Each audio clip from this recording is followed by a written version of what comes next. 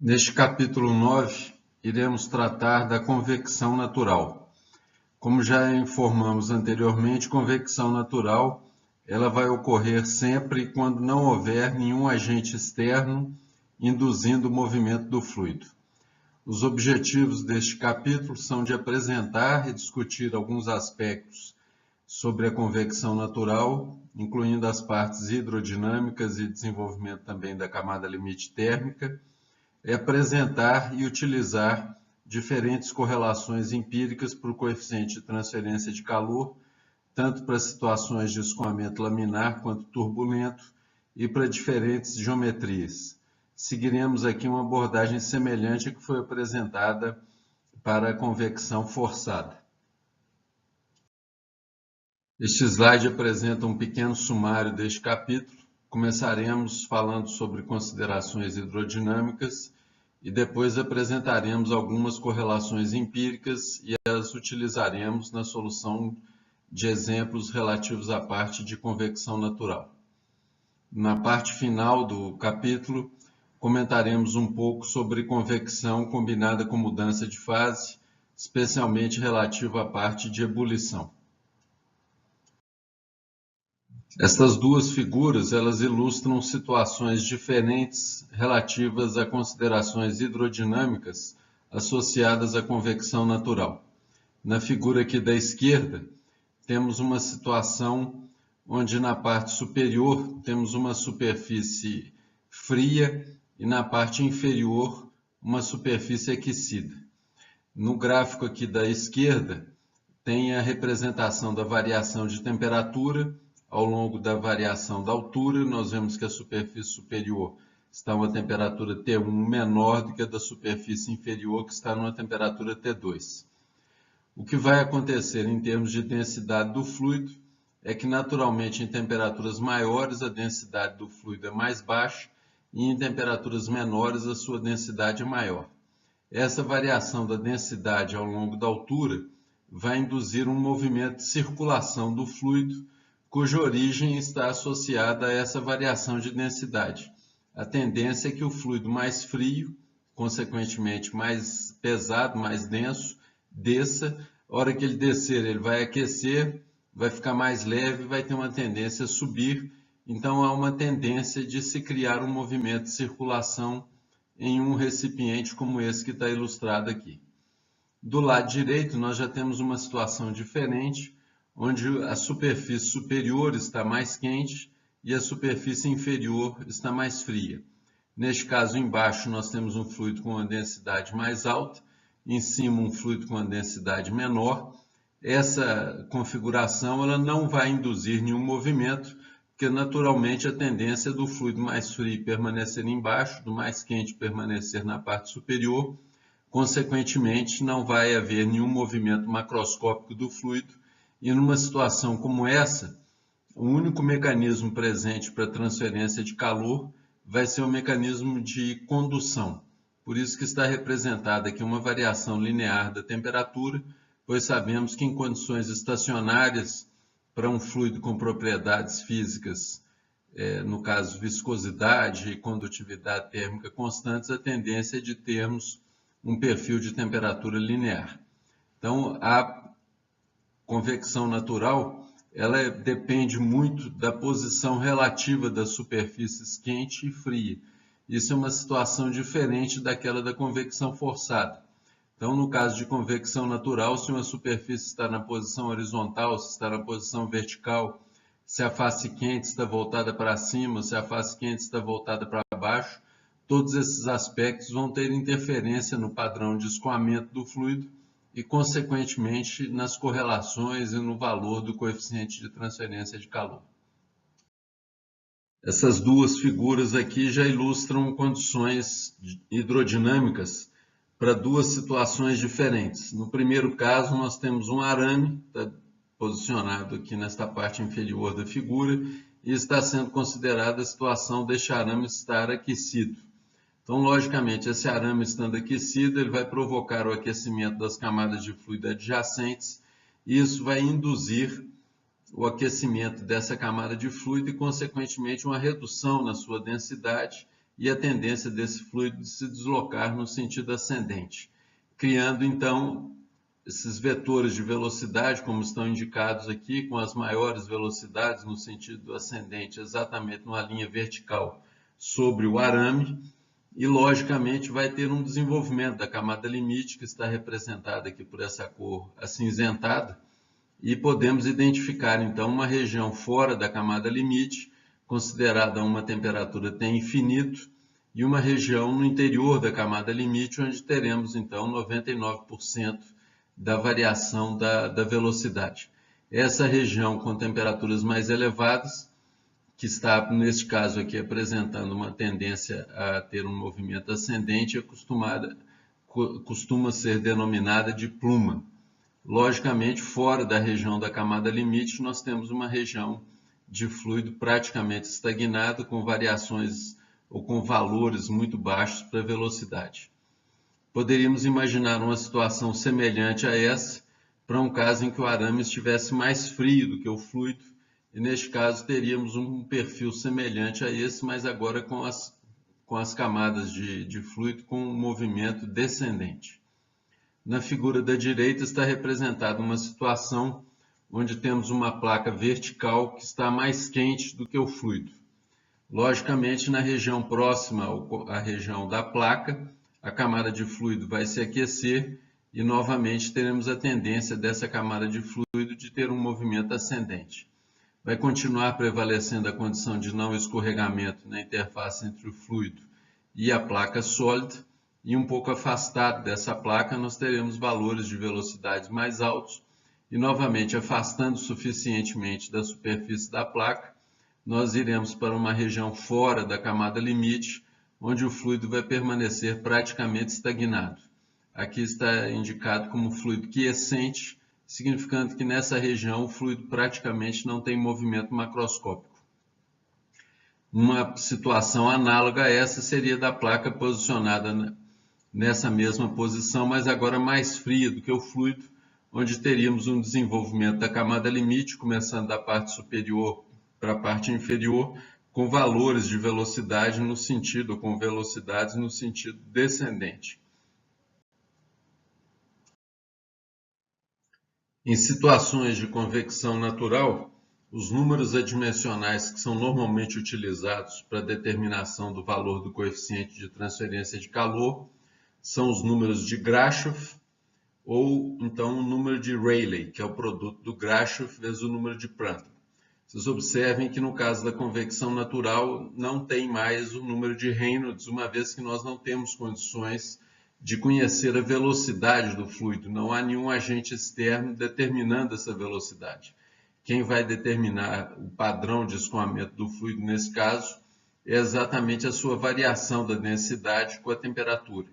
Então, o número de Grashof ele envolve um parâmetro geométrico, que está indicado pela letra L, e ele é definido como produto da aceleração da gravidade, o coeficiente de expansão volumétrica do fluido, multiplicado pela diferença de temperatura da superfície menos o T infinito, ou T infinito menos Ts.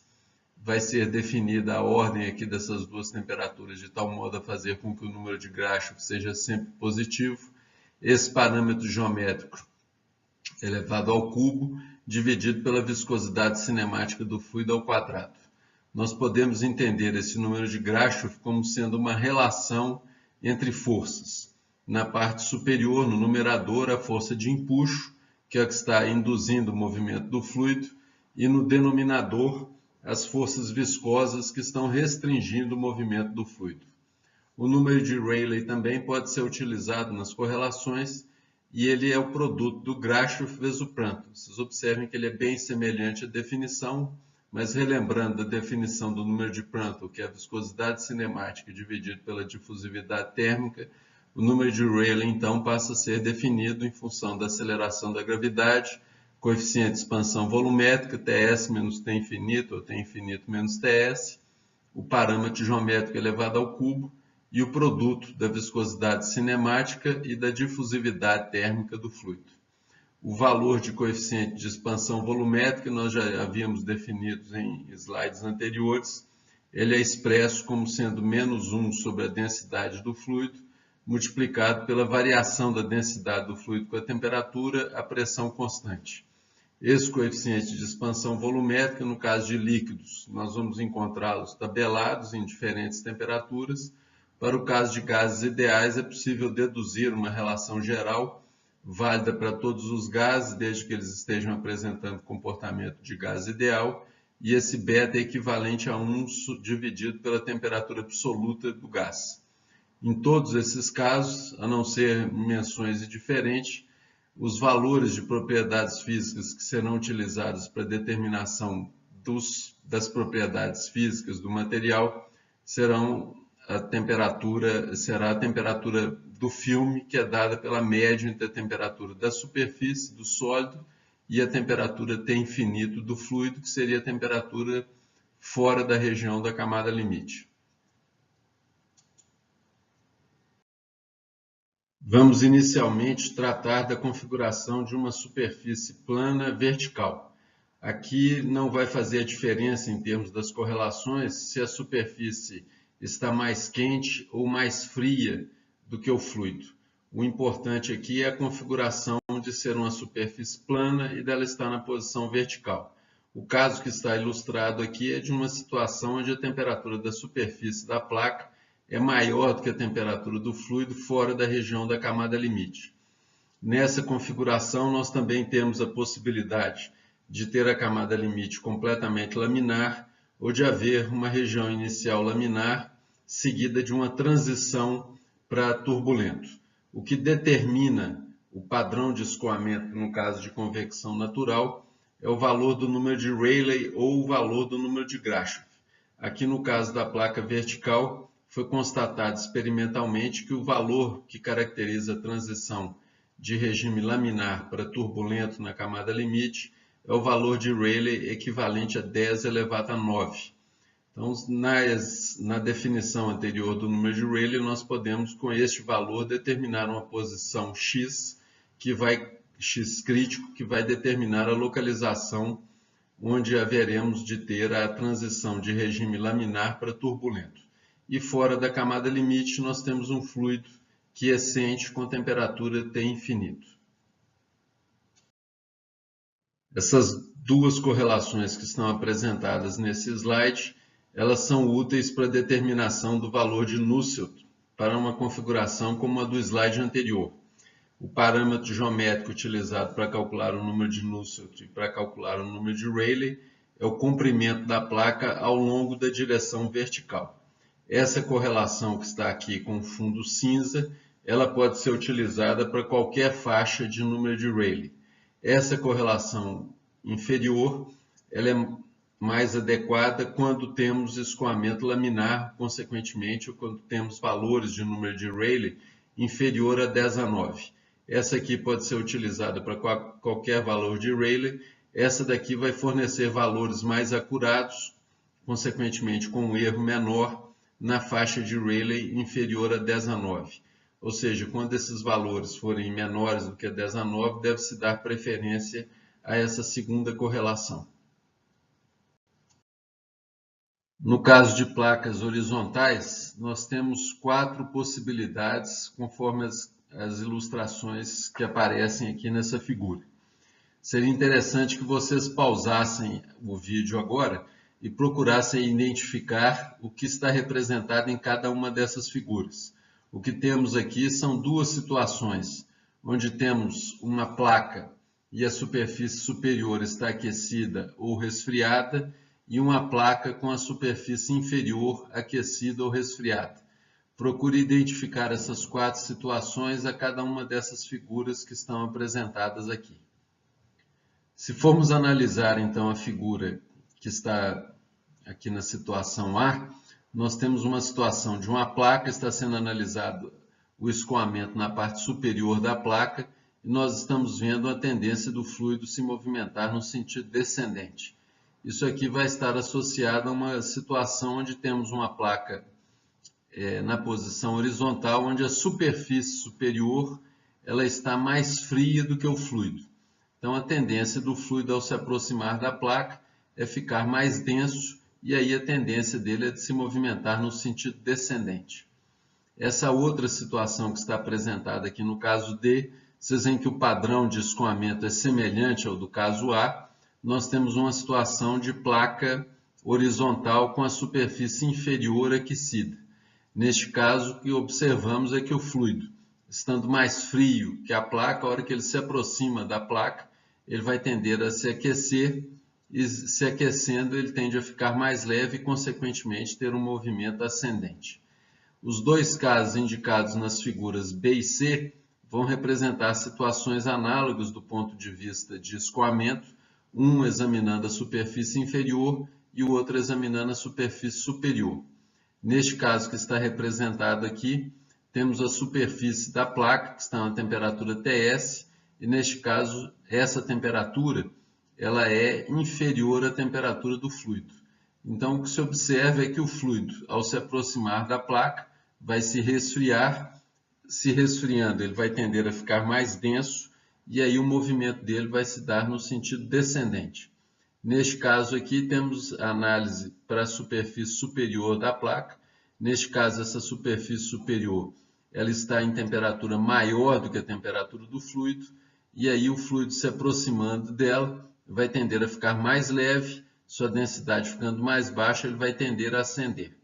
Então, o que nós iremos observar nos slides a seguir é que as correlações para o coeficiente de transferência de calor, para os casos A e D, vão estar agrupadas, vão estar juntas, porque o padrão de escoamento é semelhante nesses dois casos, e vamos ter correlações também semelhantes para situações B e C, uma vez que os padrões de escoamento nessas duas situações também são semelhantes. Esse slide ele apresenta algumas das correlações disponíveis na literatura para estimarmos o coeficiente de transferência de calor em situações onde temos uma superfície plana horizontal. Neste caso, o número de Rayleigh e o número de Nusselt utilizam um parâmetro característico, um comprimento característico que é expresso pela relação entre a área superficial da superfície horizontal dividida pelo seu perímetro. Então, ao invés de usarmos comprimento ou largura da placa, nas correlações nós devemos utilizar este parâmetro geométrico, área superficial dividido pelo perímetro. E como já tinha sido adiantado no slide anterior, as correlações elas estão agrupadas em função do arranjo da superfície, qual superfície está aquecida em relação ao fluido. Então, essas duas primeiras correlações elas devem ser utilizadas em situações onde temos a superfície superior de uma placa que esteja a uma temperatura superior à do fluido, ou então de uma superfície inferior de uma placa horizontal que esteja em temperatura mais baixa do que o fluido. Então, dependendo do valor do número de Rayleigh, se ele estiver entre 10 a 4 e 10 a 7, a correlação para a estimativa do número de Nusselt é 0,54 multiplicado pelo Rayleigh elevado a 1/4. Quando o valor do Rayleigh estiver entre 10 a 7 e 10 a 11, 0,15 multiplicado pelo número de Rayleigh elevado a 1/3. Quando tivermos uma situação de superfície inferior da placa aquecida, ou seja, uma temperatura superior à temperatura do fluido, ou uma superfície superior da placa resfriada, ou seja, a placa a uma temperatura inferior à do fluido, nas versões mais antigas do livro do Encropera, a correlação proposta era essa, 0,27 multiplicado por Rayleigh elevado a 1/4 para valores de Rayleigh entre 10 a 5 e 10 a 10. Na última edição deste livro, foi proposta uma nova correlação que fala que o valor do Nusselt médio deve ser expresso em função de 0,52 Rayleigh elevado a 1/5. Essa correlação pode ser aplicada com valores de Rayleigh entre 10 a 4 e 10 a 9. Eu plotei essas duas correlações e constatei que para valores de Rayleigh mais baixos, próximos ao limite inferior, essa correlação fornece valores muito próximos da correlação que aparecia nas edições anteriores. Para valores mais elevados do número de Rayleigh, essas diferenças começam a aumentar, chegando até valores da ordem de 30%. Como essa daqui é de uma edição mais recente, considero que devemos dar preferência a ela nas estimativas dos valores de H para situações que se encaixam nesse cenário que está ilustrado aqui. Trataremos agora de um exemplo de aplicação das correlações que foram apresentadas até o momento. Neste caso, está sendo considerada uma placa quadrada de alumínio na posição vertical. Essa placa tem meio metro de lado e 16 milímetros de espessura. Está inicialmente a 300 centígrados e é colocada em uma câmara, onde as paredes da câmara e o fluido estão mantidos a 27 centígrados. Foi fornecido o valor da emissividade da superfície da placa, igual a 0,25, e nos é solicitada a determinação da taxa de resfriamento inicial da placa. Quer dizer, taxa de resfriamento inicial seria a taxa de resfriamento quando a placa está a uma temperatura de 300 centígrados. Depois é questionado se é razoável assumir que a temperatura no interior da placa vai ser uniforme durante esse processo de resfriamento. Logicamente que este problema trata de uma situação de convecção natural, uma vez que não há nenhum agente externo induzindo o movimento do fluido. Então aqui temos um sumário das informações fornecidas no enunciado do exemplo, a temperatura superficial da placa, sua espessura. Nós vamos considerar que ambas as superfícies estão em contato com o fluido. Aqui a dimensão da placa é uma placa quadrada, então as duas dimensões são equivalentes a 0,5 metros, a emissividade da superfície da placa e as temperaturas tanto do fluido quanto da vizinhança no interior da câmara. Neste caso, a taxa de resfriamento do fluido, ou na realidade a taxa de troca de calor da superfície da placa com o fluido e com a vizinhança, pode ser expresso pela soma das parcelas de convecção e da parcela de radiação. Em ambos os casos, A representa a área superficial da placa.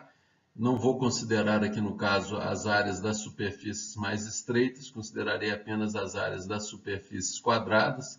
São duas áreas com dimensões de meio metro cada uma. O valor do coeficiente de transferência de calor que deveremos determinar, Ts menos T infinito, Ts na condição inicial da placa seria 300 menos 27, e aqui a parcela de radiação, onde aparece a constante Stefan Boltzmann, a emissividade da placa, e a diferença da quarta potência da temperatura absoluta das duas superfícies, da temperatura da superfície da placa e da vizinhança, das superfícies da câmara. Necessariamente nessa parcela nós temos que utilizar a temperatura absoluta. A área superficial da placa está expressa aqui, são duas áreas quadradas com meio metro por meio metro, então dá uma área total de meio metro quadrado, e o valor do coeficiente de transferência de calor por radiação, nós podemos determiná-lo utilizando uma abordagem que já foi apresentada em capítulos anteriores.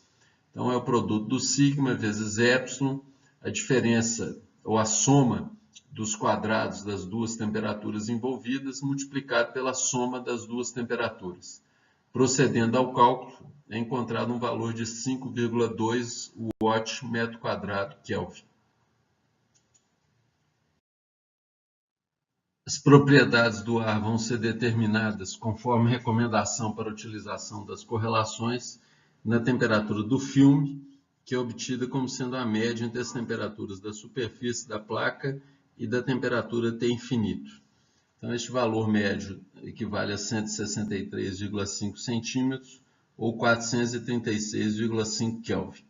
Interpolando os valores de propriedades físicas nas tabelas que aparecem nos apêndices do livro do Encropera, nós temos os valores de densidade, viscosidade cinemática, Prandtl, condutividade térmica e difusividade térmica do ar nessa temperatura. O valor de beta, como o ar nessas condições vai ser considerado como um gás ideal, pode ser estimado simplesmente fazendo o inverso da temperatura absoluta do ar, considerando a temperatura do filme. Então o valor deu 2,3 vezes 10 a menos 3 Kelvin a menos 1. Com estes valores de propriedades físicas, nós temos condições de determinar o número de Rayleigh e, a partir do número de Rayleigh, selecionar a correlação mais apropriada para fazer a estimativa do coeficiente de transferência de calor por convecção. Então, substituindo valores na definição do número de Rayleigh, é determinado um valor de 5,58 vezes 10 a 8. Este valor é inferior a 10 a 9, Então, a correlação mais adequada para a estimativa do número de Nusselt é a que é apresentada aqui. O valor de número de Nusselt deu em torno de 79, e a partir dele é possível, então, determinar o valor do coeficiente de transferência de calor por convecção. Neste caso, esse valor deu em 5,8 watts metro quadrado Kelvin. Este valor, somado ao valor do H de radiação, vai fornecer o valor de H total, que nesse caso deu 11,11 watts metro quadrado Kelvin. Para determinarmos então a taxa de variação de temperatura do alumínio, nós necessitamos das propriedades físicas desse material. Consultando mais uma vez o apêndice do livro do Incropera, nós encontramos os valores de densidade, calor específico e condutividade térmica do alumínio.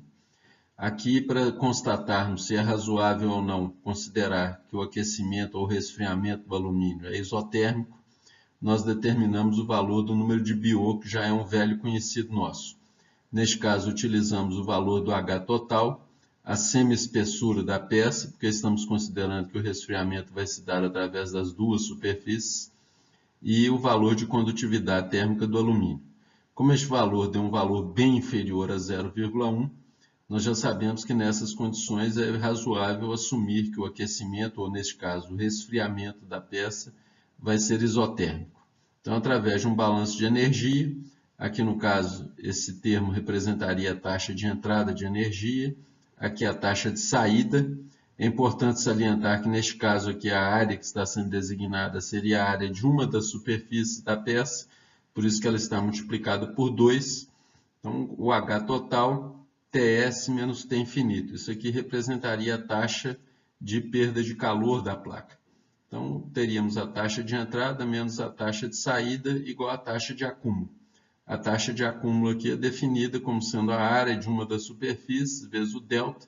Isso nos daria o volume da peça, vezes a sua densidade, a massa da placa, vezes o calor específico, multiplicado pela taxa de variação de temperatura do alumínio, que foi o parâmetro solicitado para cálculo no exemplo. Então, isolando dt, que vai ser a taxa de resfriamento, nós conseguimos uma expressão para a variação da temperatura com o tempo, e considerando então a temperatura inicial, que é a temperatura de 300 centígrados, e substituindo os valores que foram determinados das propriedades físicas e do valor do coeficiente global de transferência de calor, é determinado então o valor da taxa de resfriamento do alumínio no instante que ele se encontra a uma temperatura de 300 centígrados. O valor obtido equivale a menos 0,13 centígrados por segundo ou menos 0,13 Kelvin por segundo. O menos aqui é indicativo de que a temperatura está caindo à medida que o tempo aumenta.